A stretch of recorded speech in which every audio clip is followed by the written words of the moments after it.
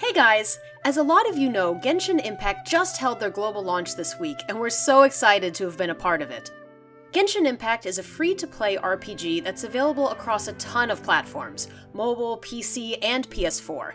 The environment is bright, lush, and beautiful, and it's packed with a ton of interesting character designs that aren't just your typical fighting waifu. If you are looking for a new cosplay outfit, this may be your new property.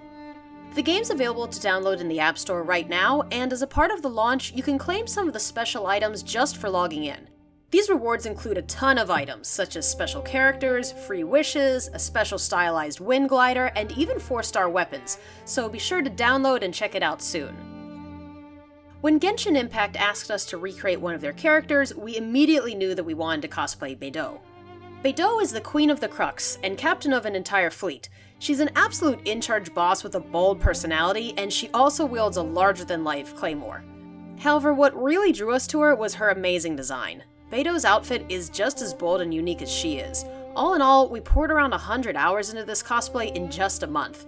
That's a little much for one video, but keep watching and I'll briefly walk through some of the more interesting pieces so that you can watch how we brought Beidou to life and maybe pick some ideas up for your own cosplay. Beidou's dress is unusual, and it required a totally drafted pattern with a lot of fittings. We always first draft using muslin before transferring it onto our fashion fabric. In this case, we were really picky about her colors. There's so many reds that we looked at that just weren't reading right, and we ended up creating the dress out of 3 yards of beautiful black cherry 2-shot Dupioni from Silk Baron.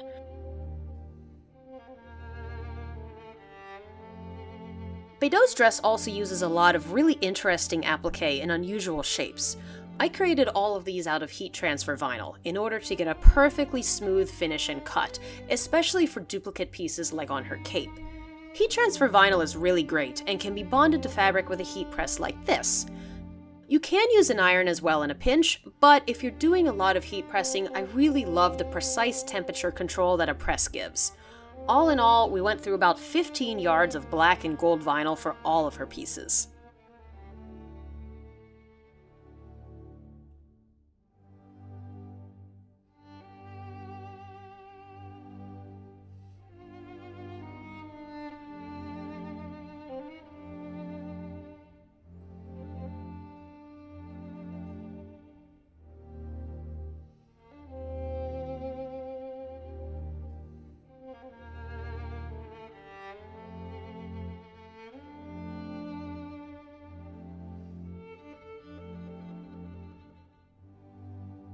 Beidou's boots were an interesting puzzle, and the most difficult pieces aside from the dress itself. These boots needed to include gold embellishments that were 3-dimensional, flexible, and sturdy. To achieve this, I turned to 2 types of foam. For the base layer, I sewed a non-rippable, high-density layer directly to the stretchy leggings. I always prefer hand sewing instead of gluing anything where stretching is involved. Once sewed down, I hid all of the stitching with a second layer of painted regular foam glued right on top.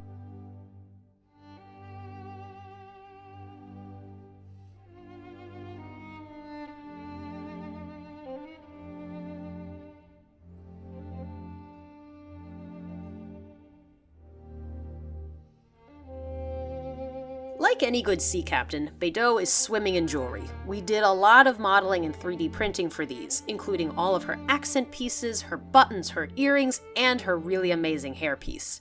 The silk PLA thread we tried out worked really amazingly, and after sanding each piece with grits 80 through 2000, resulted in some captain-worthy gold shine.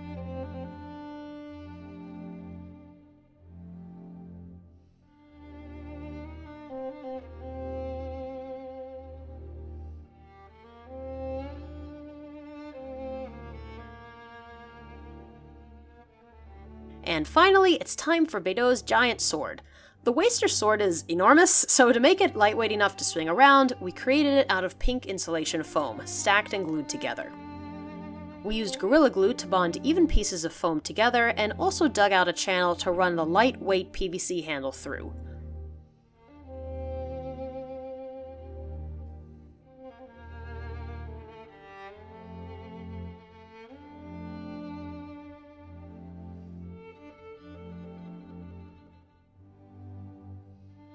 Once glued, we could trim down the overall shape and then sand the entire sword to a smooth finish.